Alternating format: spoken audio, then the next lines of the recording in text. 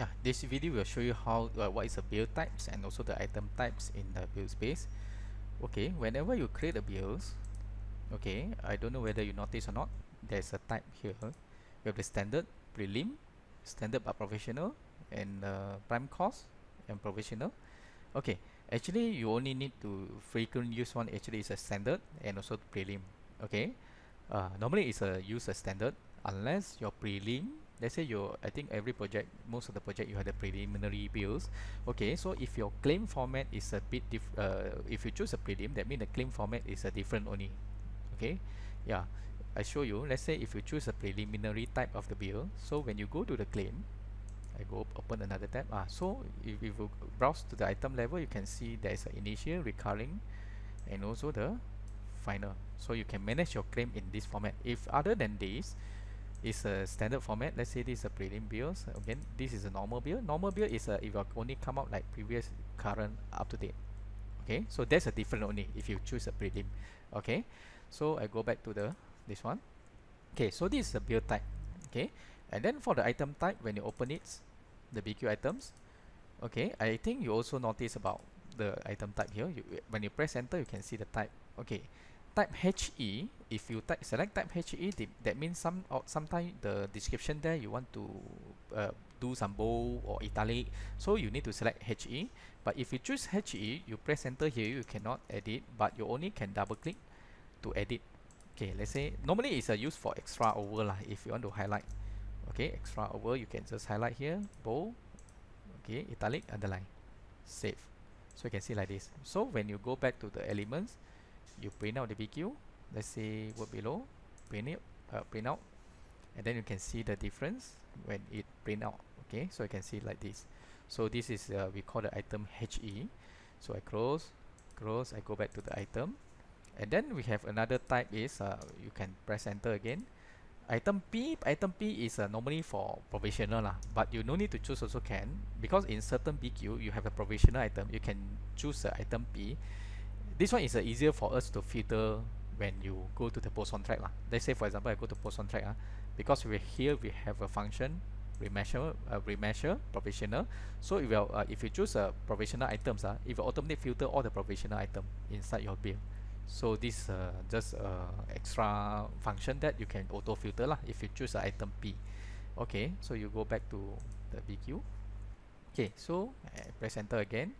If you choose item PC actually is prime cost. Okay, if you choose this one, and then it will come out the table, and then for the rates here, you need to double click. You need to fill up the supply rates. Okay, you need to fill up the supply rates. Let's say $20. Okay, so it's just click save. This one actually is for the contractors. Okay, to fill up like their wastage, labor, and other costs and profit inside these PC rates. Okay, so we have another item type here. Press enter. Item RO. RO stands for rate only. Okay, you can see rate only. It automatically come out. And then we have an item. Okay, item not listed. Okay, NL is for not listed. Not listed is normally for any other items because certain during tendering you want allow contractor to key in some of the item that is not inside the BQ. Yeah, so you need to choose item type here. Normally it's any other items okay, so you need to choose item NL. Okay, so it depends on how many items you want to allow them. Okay, you can choose as many as possible. So the number of item here, so let's say you choose 2 only, that means the contractor only can key in 2 items, any other items. If you put more, the contractor they can key in more lah. Okay, so this one is allowed to contractor to key in the item description. Okay, their own item description, unit, quantity during the tendering. So this one we call the item NL. So the other ones actually, okay, other than item NL, we have the item lump sum LS. Item lump sum actually, if you select this one, the quantity automatic set to 1. Okay, that's a different only.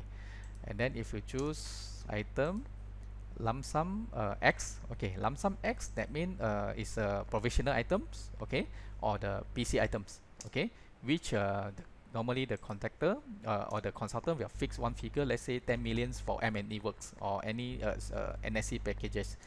Okay, Yeah, so this one is for you to put this one. When you print out the BQ, it will automatically come out the price, and then also the contractor, when they price a BQ, they can see this total because this is provisional items and also the prime cost item. So you need to put lump sum X, LSX, and then for this lump sum X, normally you will allow for the like the profit and attendance by the main contractor. So you need to put the profit and attendance by choosing this lump sum percent. Okay. So you need to you choose a lump sum percent, and then you need to double click these rates. You need to put in the amount that you allocate for this provisional sum. Let's say this one I put 100,000. So you need to put here, and then the percentage will let the contractor to fill out when tendering. Okay. Yeah, so the contractor, when they're tendering, the contractor, they will double click, and then they just can fill out the percentage. They cannot touch this amount. Okay, so this is a difference between the lump sum X, lump sum percent.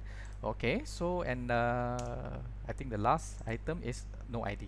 Okay, so no ID normally is for the items that not is a that means you want to put note only lah actually. Okay, if you select the no ID, you can see from here this item, when you print out the BQ, you print out. Okay, so you can see from here. Okay, there's now lumps. Yeah, this one is no ID. You can see from here. There's no ABCD. That means it's a note only. Okay, any note you want to put inside the BQ without that means it's not quotable by the tenderer. Okay, it's just a note. Okay, so you can put no ID lah. Okay, so if you put no ID, you go back here, and then if you put no ID, that means if you want to amend the description, you cannot press enter. It's similar like item HE. You double click, you can put you can key the description, or you can bold the description like this, and then underline. Yeah, save. Okay, so you can see like this. So this is the difference of our item types and also the bill types. Okay.